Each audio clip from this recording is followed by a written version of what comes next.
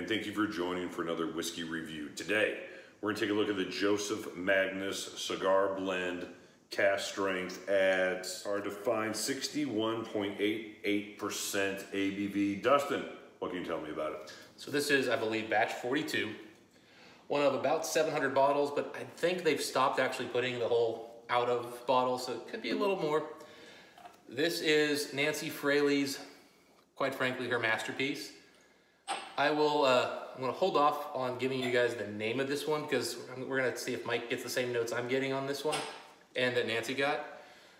Be interesting to see. Testing me on my bourbon knowledge, are you? It's not knowledge, it's just, a question is, do Nancy's tasting notes translate to both of us? I got about 80% of her notes when I did my review because I always write down reviews on these types of bottles beforehand, then I read Nancy's notes afterwards. Mm-hmm. It's just kind of one of the things I do, and she's one of the most engaging members of our whiskey community.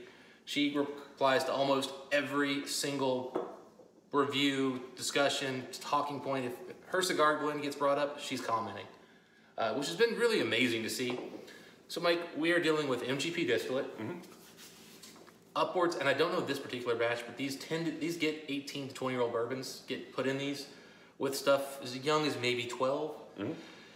Well-aged, yeah, well-aged. Well-aged. They're married in an Armagnac cask, and I do not know which Bordeaux or whatever, but I know Nancy's very picky. She came from Armagnac.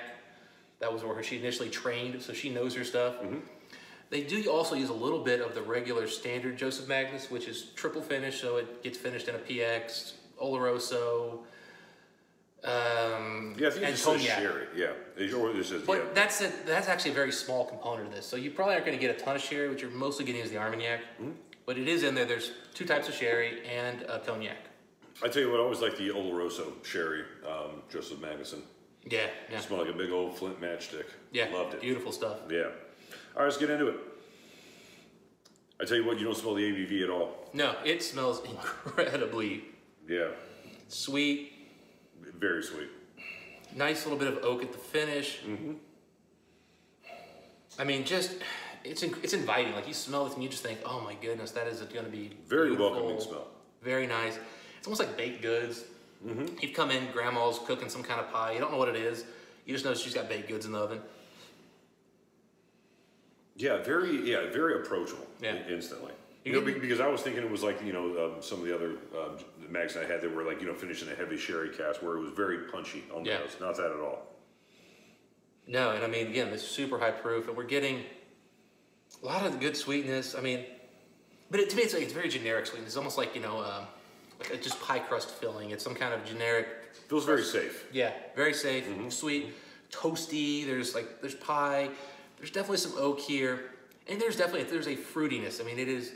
But again, it's like one of those, I don't know what it is, but it's just nice fruitiness. A little cinnamon. I agree with the baked good, though, for sure. Yeah. A little spice. I'm starting to pick up a little more spice. Yeah, I mean, you could put all together to say apple pie. Yeah. Lattice apple pie. Yeah, and a little bit of dark nutty element coming in here. Because lattice apple pie, the smell of it cooling down isn't apples. Mm-hmm. It's cinnamon, it's doughy. Yeah. I'm getting a little bit of that cinnamon dough. Nice spiced oak.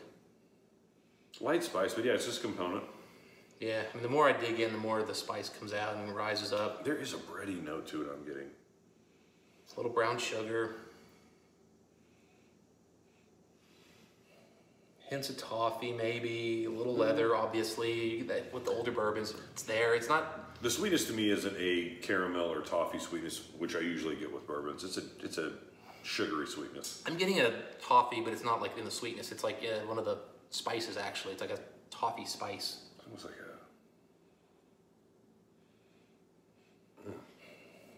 something's almost dry and leafy, almost. Yes, yes. Fall leaves.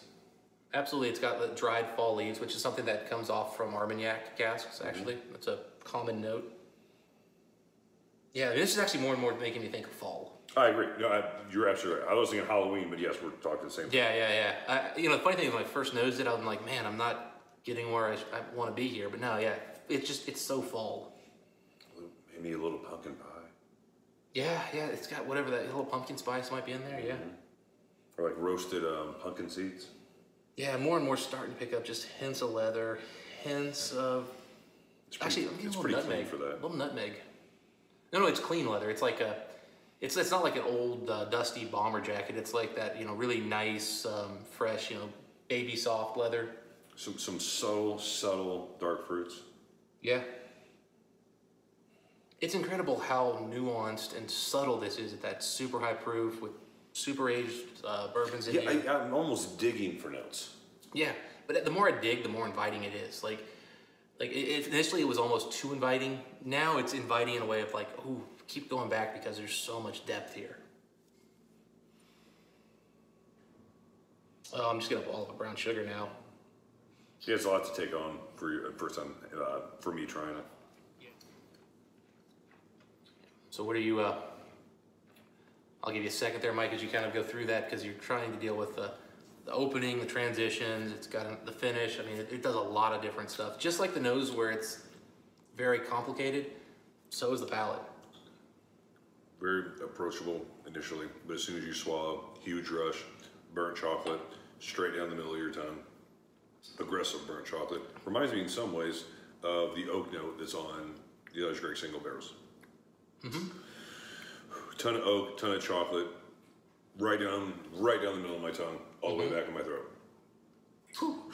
Yeah, aggressive. Like you're tasting that ABV, man. Yeah, but you don't get it till mid palate, like up front. No, right? up front it was clean, very soft, almost floral in the mouth as far as the taste. Well, so this is MGP, which is a high rye mash bill bourbon. I don't know which. I was gonna say there's some mint there for sure now. I don't know which MGP mash bill they're using for this one. I don't know if they use the 36 or the 25 rye. Maybe if we get lucky, Nancy will see our review and she'll comment down below. But definitely has that rye note.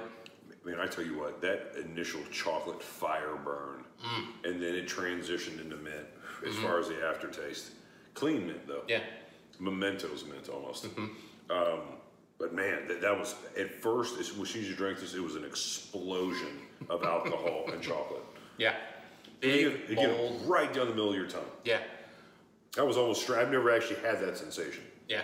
Well, and again, the sweetness up front is different than like an Elijah Craig Barrel Proof, where that's like heavy, syrupy, kind of nutty, kind of vanilla, a lot of caramel, but it's very bourbon. This, because of those Armagnac casks, is much fruitier, but also, again, has that earthy fall foliage, leaf kind of thing going on. I gotta tell you what, the nose was completely different from the palate. The nose didn't give me the... You weren't ready for that alcohol, were you? Right. The nose did not give me the impression that was going to be as aggressive as it was. I mean, not that I didn't like it. I mean, it was a huge kick. Yeah. The nose is very smooth, soft, subtle, and way more complex. I don't know about that. Dude, the palate to me, again, it was initial chocolate in the mint. Yeah, I'm kind of getting a few other things. I'm getting sort of a fall leaf, or really cigar leaf, or something. Tobacco's like in here, as is mint, as is dried leaves. Definitely. I mean, I'm with you on the chocolate. Something. I mean, any leaf that's in there. Smoky burned oak, not like intense, but it's there. Sure. Lots of brown sugar, lots of again caramel's there, maybe sort of. A little bit of toffee is in here as well. Again, I still, just like on the palate, just like on the nose, I don't get a lot of caramel and toffee like I would expect with American whiskeys in general. Yeah. But man, I tell you what, that subtle mint stays with you for a long time on the finish. You know, it's interesting. So now that we've got water in the glass, Mike, a lot more mint coming through for me. A lot more of those fall leaves. I couldn't agree with you more as far as it comes off like a fall whiskey. The nose is so inviting. And when I think of fall, just to be clear about what that is, I mean, I'm talking about a couple things. One, I am talking about the foliage, drying out, going dead. Yeah. And I am smelling that. But also it's what you do at that time of the year. Usually it's a little bit cooler. People are cooking inside more than they would in normal times. Usually people start to ramp up cooking. Usually it is, that right in fall, right before Halloween through the end of the year. Yeah, well, instead of apple juice, you're drinking apple cider, which is more... It's a little more hearty. Yeah, it's heartier. It's got more like brown sugars. It's time of year you eat soups, chilies. It's not white sugar. It's a brown sugar world. Yes, yeah, it's getting darker. Yeah, it's darker, it's earthier, it's more, you're not having apple pie, you have pumpkin pie. Now, mind you, I am smelling apple pie on this, but... Yeah, I smell some apple pie. And you have both, by the way. Actually, I'm getting a little bit of pumpkin now. Like fresh pumpkin, not pumpkin pie, like actual, like somebody just smashed your lantern out front because they're... Well, they're 12-year-old kids. Remember I said earlier, kind of roasted pumpkin seeds? Yeah, yeah. With a little bit of cinnamon on them? Oh, man. Great whiskey. Yeah, beautiful. Where'd you pick this up? This was a point system purchase. The retail is 160. Secondary goes to about 300, which I actually hate to say it, but I don't think is crazy at all. It's not a terrible price. Definitely want it for retail. Retail's that's a solid. Yeah. I think I paid retail for this one. One other one I had Mash and Drum pick up for me in New York. It was like 2 something, and there was some shipping involved, so it got a little pricey. I never say, man, if you get good cask strength whiskey that's interesting, had good casks involved in it.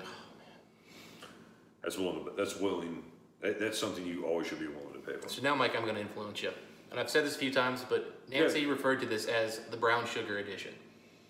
I mean, yeah, I get that. Brown sugar, why does it taste so good? And because it's sugar, even more appealing than the normal white sugar.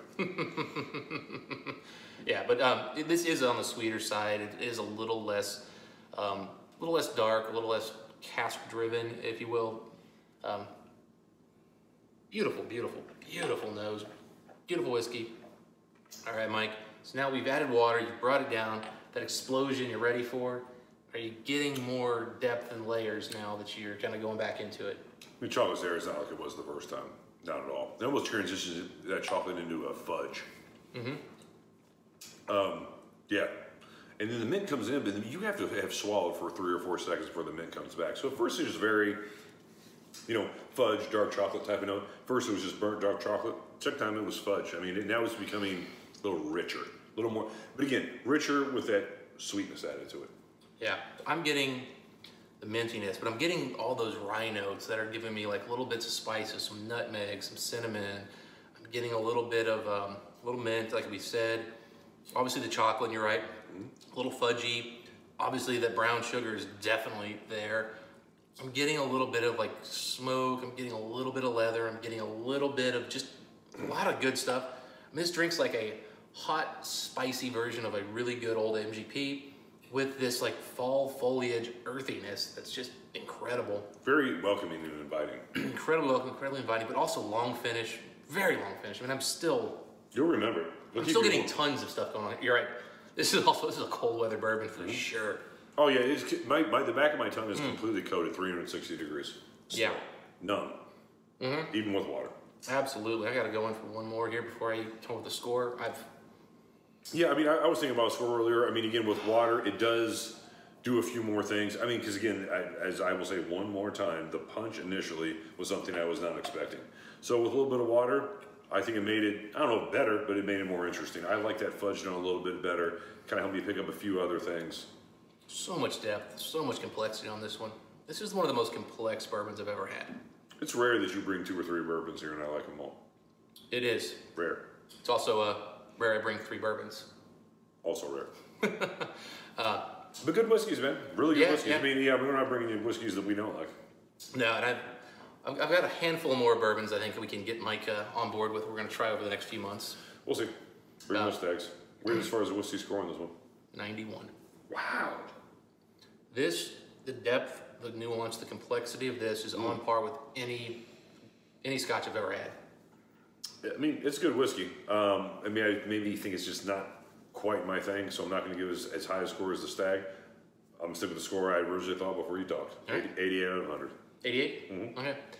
I think we've noticed over time, you like that Buffalo Trace profile a lot, Mike. We've talked about that. You really are, that is a profile you like a lot more than I do. I'm more into the spicier, more rye-driven bourbons. Yeah, you like European oak. You like European sherried French oak better than I do. Yeah. That would make sense. Yeah, so yeah, I tend to like the spices more, and which is funny because I don't consider myself a rye guy.